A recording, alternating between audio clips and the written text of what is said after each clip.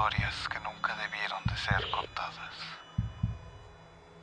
Relatos de lo inexplicable, archivos olvidados y testimonios escalofriantes que desafían la lógica. Aquí desenterramos lo prohibido, exploramos lo que otros temen y abrimos expedientes que nunca debieron ver la luz. Bienvenidos a Expedientes Malditos. Hola y buenas noches. Sean bienvenidos a un nuevo expediente. Para el día de hoy hablaremos de un lugar muy peculiar ubicado en la Ciudad de México. Estamos hablando de Xochimilco, el cual es un lugar lleno de historia, pero también de sombras y susurros que pocos conocen. Más allá de la isla de las muñecas o los avistamientos de la Llorona, existen relatos escalofriantes que han pasado de generación en generación, desde apariciones en parroquias hasta el extraño descubrimiento de su propia cueva del diablo. Es por eso que el día de hoy exploramos las leyendas más aterradoras de Xochimilco que muy pocos se atreven a contar. Prepárate para ser testigo de un nuevo expediente. El siguiente relato se nos es compartido desde Tepepan, Xochimilco. Durante alguna reunión familiar, después de las 12 de la noche, algunos xochimilcas han advertido que en las calles se escuchan las voces de mujeres entonando rezos y salmos. Al asomarse a ver, encuentran a un grupo de monjas, seguidas por individuos con cirios encendidos y con el rostro cubierto. Quienes se han atrevido a salir y a enfrentar el cortejo se han llevado un gran susto, ya que al mirar a dichos transeúntes se encuentran con la sorpresa de que tienen los rostros descarnados y las cuencas de los ojos vacías. Los valientes que se atreven a mirar han quedado varios días traumatizados y no se atreven a contar lo visto, pero aquellos que lo hacen son tratados de locos o simplemente agredidos por las burlas de quienes escuchan sus relatos. Pero, ¿de dónde vienen estas visiones? A decir verdad y juzgando por los antecedentes, en el pueblo de Santa María Tepepan, en el antiguo convento de la Visitación de María, el cual se fundó durante el periodo virreinal, la visitación se festejaba el 30 de mayo, haciendo alusión al pasaje bíblico de la visita de Isabel a María y la alegría que esto provocó a Jesús, aún en el vientre de su madre.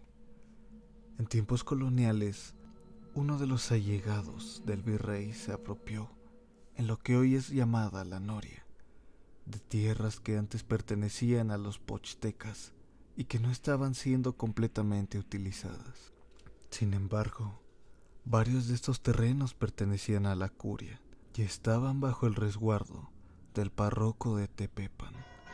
Sin importarle eso, el nuevo hacendado tomó muchas de esas tierras y ante el descontento de la comunidad católica, se llevaron las quejas al virrey y este, haciendo caso omiso de ellas, provocó la furia de muchos de los seguidores del párroco, quienes furiosos actuaron de manera indebida y causaron graves daños a las parcelas, robaron productos y agredieron a los trabajadores. Esto desató una guerra local que terminó cuando los peones de la hacienda, a su vez, tomaron a la fuerza las instalaciones conventuales y llevaron a cabo, por consejo de su patrón, agresiones a la intimidad de las mujeres. Varias de ellas prefirieron subir al techo del templo y arrojarse desde ahí antes que ser mancilladas. Esa noche, la gente cercana al templo vio con horror la escena de las monjas destrozadas.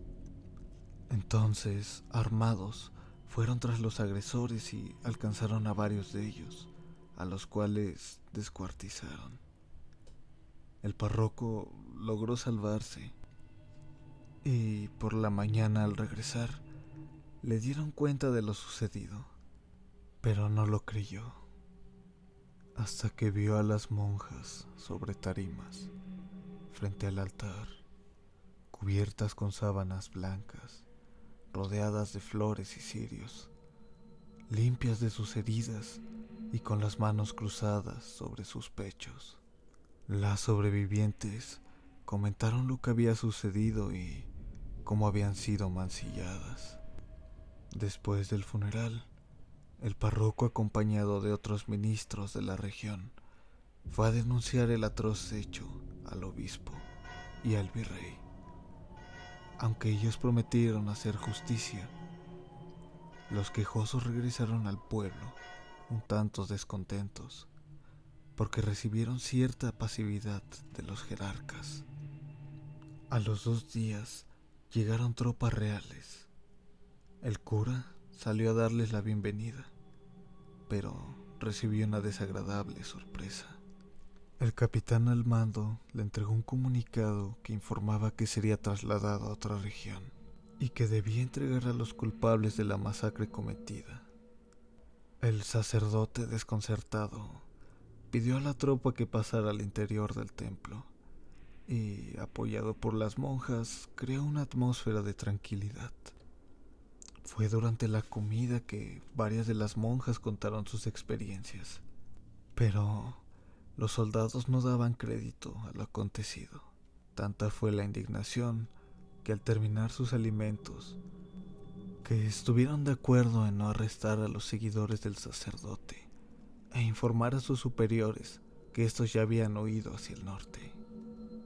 El párroco tuvo que irse, y la noche de su partida coincidió con el 30 de mayo, fecha en la que se escucharon por primera vez los rezos y cánticos dolorosos de las monjas fallecidas.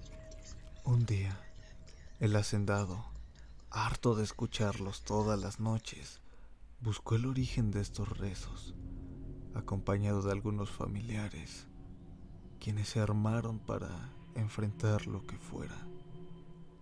Pero grande fue la sorpresa al ver que los integrantes del grupo se retiraron sus capuchas y descubrían los horribles rostros que poseían: calaveras descarnadas y cuencas vacías. Los agresores corrieron horrorizados. La zona fue abandonada hasta que fue rescatada tiempo después. Se tuvieron que bendecir los terrenos y se construyó un templo para proteger la zona. Aún en nuestros tiempos, los fantasmas de las monjas se muestran, sobre todo cuando el descontento, el abuso y la enemistad surgen.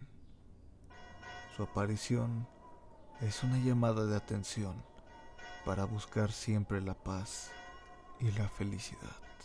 Sin duda, un relato escalofriante que tiene origen desde hace bastante tiempo. Sin lugar a dudas, es bastante interesante conocer el contexto histórico y las leyendas que abundan en los lugares en los que vivimos. La siguiente historia nos es compartida por una zona cercana a Xochimilco. Este relato toma lugar cuando la secundaria 36, Cuauhtémoc, tenía muy poco tiempo de haberse inaugurado. Algunos estudiantes tenían por costumbre irse de pinta al cerro de Xiotepec, en el cual varios de estos jóvenes desconocían en dónde estaban realmente ubicados, ya que se dicen que ahí se realizaban ceremonias importantes, como las relacionadas con el surgimiento del sol, o incluso relacionadas con el Popocatépetl. Además, en estas zonas hay vestigios arqueológicos, como un pequeño chacmul realizado en una de las piedras del centro del cerro. Como lo dije, muchos muchachos desconocían en dónde estaban realmente parados, menos Rubén, quien era oriundo de estos lares y conocía muy bien la zona, porque desde niño había cuidado vacas y borregos por estos rumbos. Por eso sus compañeros confiaron con seguridad en él.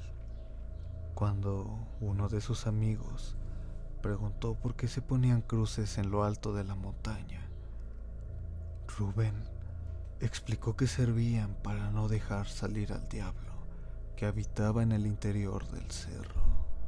Entonces les propuso mostrarle la entrada de la conocida cueva del diablo. Fermín, otro de sus compañeros, comenzó a burlarse de él. Rubén no reía y Fermín insistió en que lo llevara hacia aquel sitio. Entraron, pero no demasiado. Se quedaron en un sitio en donde aún diera la luz.